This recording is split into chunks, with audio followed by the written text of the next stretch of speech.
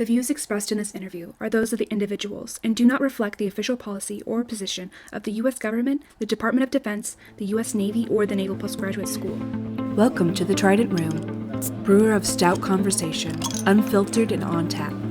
On today's episode, Trident Room host Jesus Moreno sits down with executive producer of the Trident Room Podcast, Joe Novak.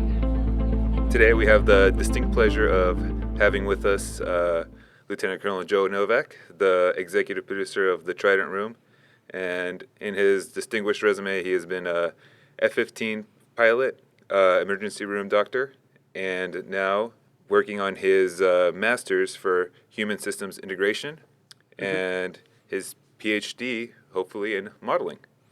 Yeah, modeling simulation. I've been very lucky, and NPS has been very good to me. I got to know, out of these three extremely in-depth fields, which have you enjoyed the most and why? I would say that it kind of depends, of course. I would say that engineering, for me, kind of came most naturally and was the most satisfying. You know, engineering, there's much more of a yes, no, black, white, kind of good enough, not good enough answer. You know, those other two, flying and emergency medicine, there's so many shades of gray, and it's kind of anxiety producing, you know. But engineering was more or less, there's shades of gray, of course, but it was more or less, you know if you have a right answer and you don't. You know if you have a right answer and you know if you have a wrong answer for the most part. Flying, though, was just incredibly fun. It was the most fun I've ever, most fun stuff I've ever done in my life, and incredibly challenging. You know, at 450 knots and pulling G's with other jets around you, with a situation on the ground, with a mission to carry out, it's very challenging. You know, you have to get it right. There's not room for messing up. So it's, but it's just incredibly fun. I mean, come on, flying. I mean, when we're all kids, we dream about doing that kind of stuff and doing that kind of flying. So I love that. So emergency medicine is, probably the most rewarding work I've done, but it's exhausting. You know, like flying, you have to get it right. But in medicine, you know, what does that mean exactly, getting it right? Obviously, if someone's dying in front of you, saving their life, yeah, you got it right. But when it's a slightly less emergent, you can do things to kind of stave off death or morbidity, and you can look like a hero, but it might not be the right thing to do. Meaning that to be a good doctor, you have to spend the time and not necessarily do more tests, not necessarily make the patient happy. You need to treat the pathology. And if you were to kind of get 100 tests, you know, you look like a hero. If you give them, 20 antibiotics and this and that, the patient loves you, right? Because this doctor really cares. He's giving me all the medicine. But you're actually doing harm. You're actually, you're causing problems because typically you don't need 20 medications. Typically, if you do tests that are unwarranted or unnecessary, you can find incidentals that then need more tests, and that can result in problems, interventions that hurt people. So being an ER doc is incredibly rewarding, but exhausting. Out of all these three career fields, which one were you dreaming of doing when you were growing up in Cleveland, Ohio? Yeah, man. I, as a kid, I wanted to be an engineer. My dad was an engineer, and, he loved his job. And I just saw engineers as just making things happen, Obviously, when I was a kid, I didn't realize this, but now, looking back, engineers are the ones who translate science into reality. Engineers are the ones who change everything around us for the good of us, right? Engineers are the ones who implement public health. Engineers are the ones who created cell phones and these microphones and all this. It's the engineers who did this. I got to ask that. What changed your mind to wanting to pursue being a pilot in the first place?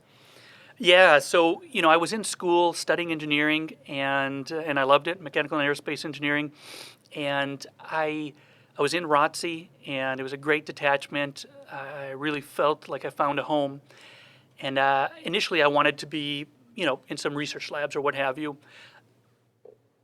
But then I started looking around, and I kind of realized that engineering's awesome. But engineering will kind of always be there. Flying, on the other hand, being a tactician, being at the pointy end of the spear, it has a expiration date. You can only do it for a certain amount of time, and you kind of need to decide early. And so I started thinking, I think I want to be a pilot. Not only that, but looking forward, I knew that could never be taken away from me. I could always use that flying experience and apply it to engineering later on. And so kind of for that reason I went, and well, actually the other reason is, if we're going to simplify things, not to alienate anyone, but the Air Force is there to make planes fly, and planes fly with pilots. The Army's there, okay, for a variety of reasons, but you need infantrymen, you need tank operators. The Navy, you need SWOs, you need submariners, etc. I wanted to kind of do what the Air Force does. I wanted to get as deep into the heart of the Air Force as possible. Once again, not to alienate anyone, but this is me kind of recalling when I was a cadet in college and thinking it through. I mean, you're just saying what pretty much every person on the street thinks. Oh, you're in the Air Force. You must be a pilot. Yeah, right. Yeah, So, that kind of thing. Yeah. So then, what geared you towards pursuing medicine after your time as a pilot? Yeah, so I started. Ironically, I started thinking about that in college. So I already had my kind of pilot training spot. I was already en route. I knew the base I'm going to, Shepherd Air Force Base for UPT. But not ironically, but just strangely, I took a astrophysics course.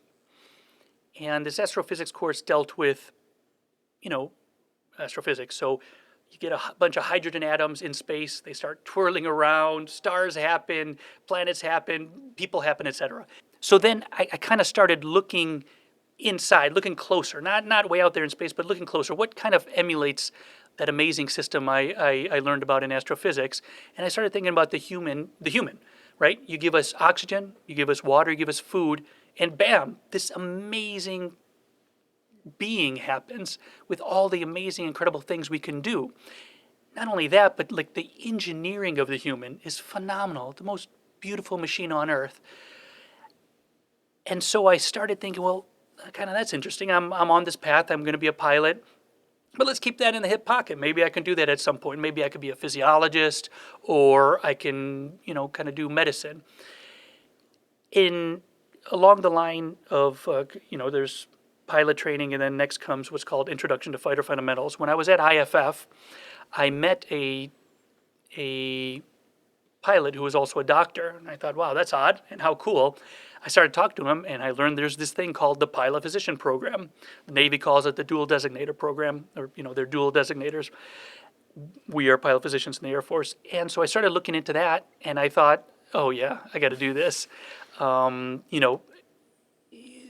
There's a reason that the Air Force has pilot physicians. They do an incredible job in what they're intended for. And so I started kind of going down that path.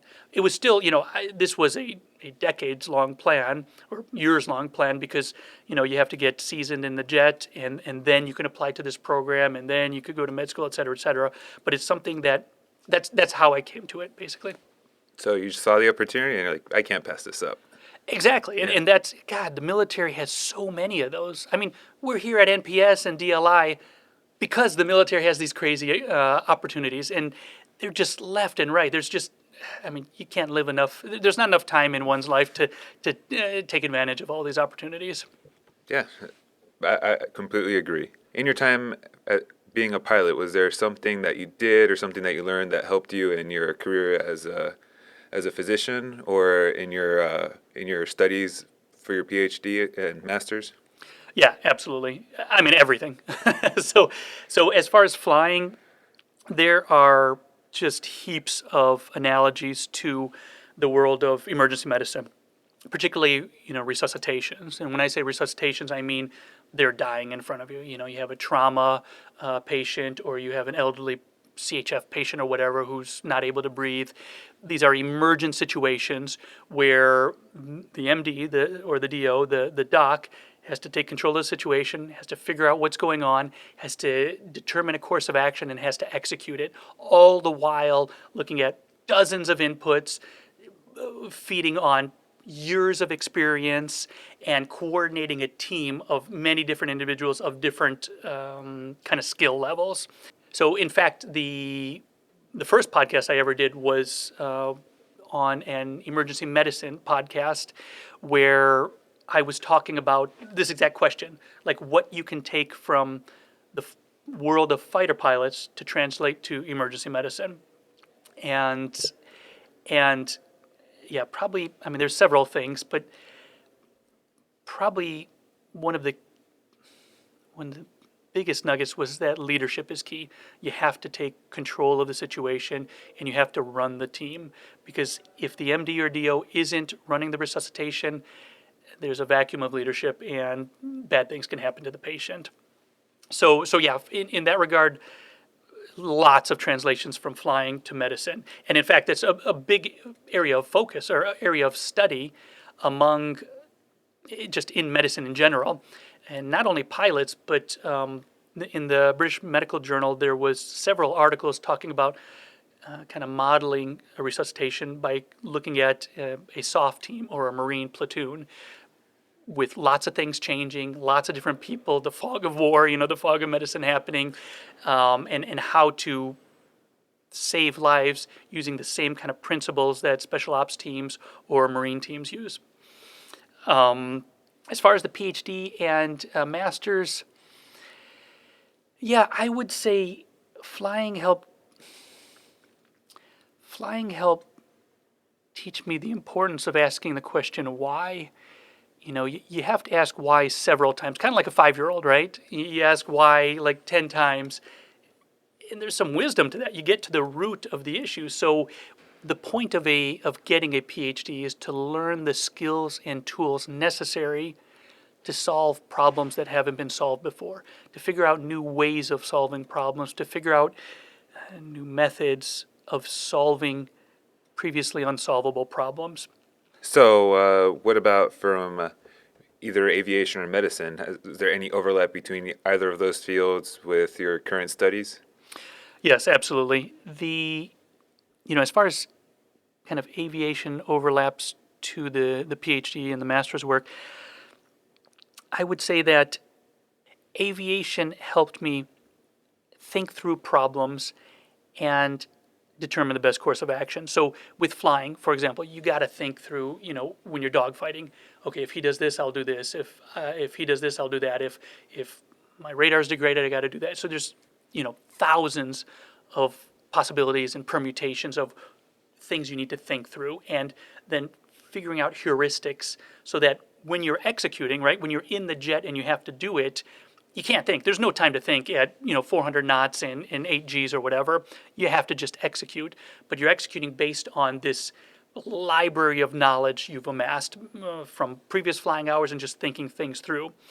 For the PhD, that's just the start. But because now there's no limit to the options, right? And that can be overwhelming. But the kind of aviation and medicine helped me with the beginning, kind of step one, if you will, of dissertation work, because now, right, in the PhD work there's just no limit, and so that's the role of the PhD, is to figure out the solution from starting from scratch, right? The whole point of a PhD and having PhDs in the military is to be able to take them and have them solve problems that have previously been unsolved. And so, yeah, I guess in that way, aviation and medicine kind of helped prepare me. That's amazing. So you've briefly discussed the focus of your PhD and master's with me before. If you were to meet a stranger on an elevator, how would you explain it to him? Yeah, I mean, I suppose if I want to bore the stranger, I'll bring this up. But yeah, no, I'm super excited about it. My master's work is continuing the work of just a phenomenal Air Force PhD student who was here previously, Matt Taranto. I talked with him in episode 2, actually. He did just an amazing job. What I'm doing for the master's is quantifying the human in a new way, in a way that has units, in a way that engineers can use, and relating that quantification of the human, or specifically the human's resources, like, spatial awareness, whatever, bicep strength, multi-limb coordination, and relating that to their task performance, their ultimate task performance. So now you can kind of predict how someone's going to do on a task by just knowing what resources they bring to that task. And this hasn't been done before, to my knowledge, prior to Matt Taranto and some of his predecessors. What I'm doing is taking that to the next step and optimizing it. The goal of HSI, which my master's degree is focused on, is to maximize total system performance and minimize cost. Those words there are perfectly aligned for an operations research optimization problem. Matt Taranto's work, Dr. Taranto's work, sets us up to be able to use the tools of operations research to actually optimize total system performance and minimize cost. So it's super exciting. It's the first time I've seen that kind of work being possible, and it's been made possible by Taranto and Tavarianis before him and a few others, Kondrasky, etc.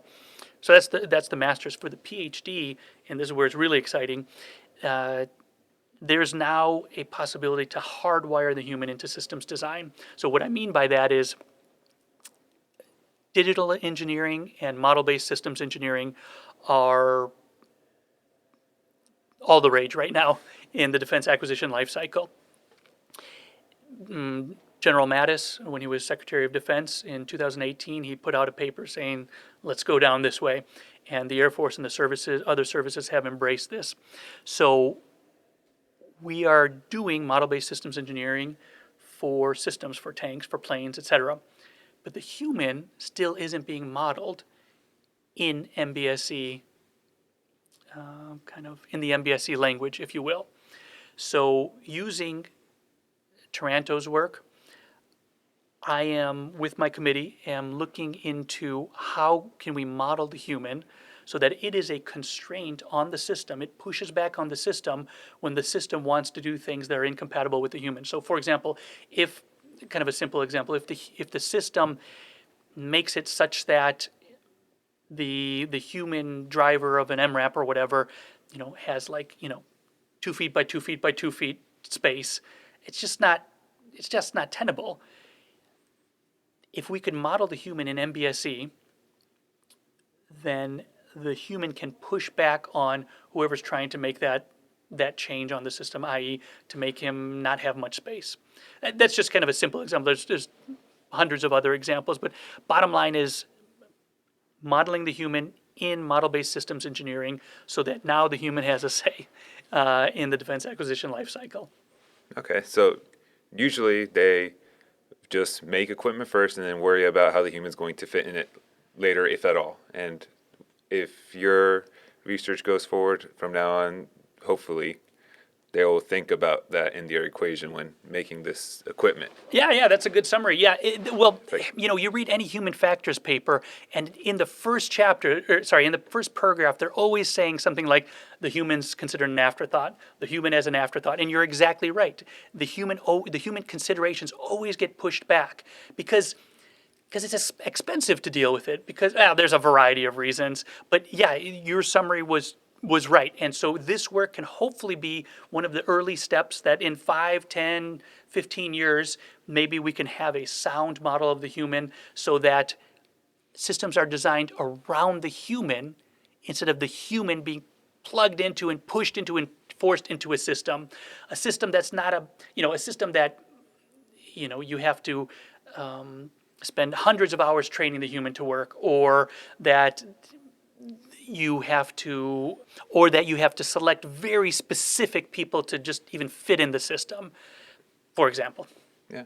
I mean, the humans are the ones that are going to be fighting the wars, so. Exactly. Yeah, exactly. And that's, the CNO and others have said, yeah, and that's how we're going to win the next war. And that's what the CNO and others have said, is that it's our people, it's our human capital that's going to win the next war. And I feel that this work can be part of that.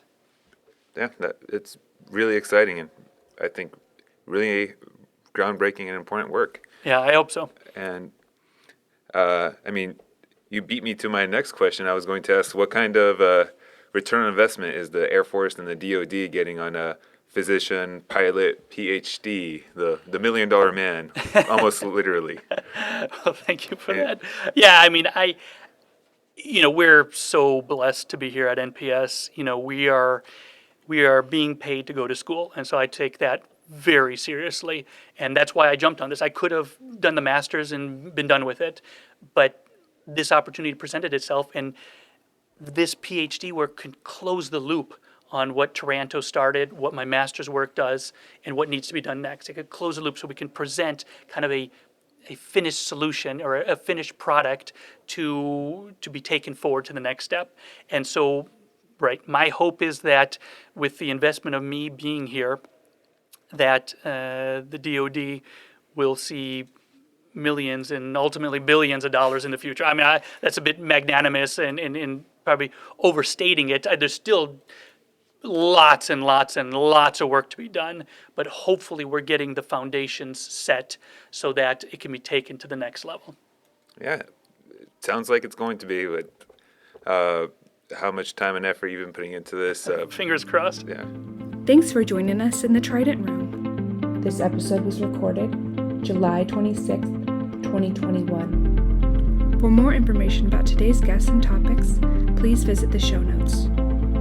The Trident Room has been brought to you by the Naval Postgraduate School Alumni Association and Foundation. For questions, comments, and suggestions, please email us at tridentroomPodcastHost@nps.edu and find us online at nps.edu/Trident Room Podcast.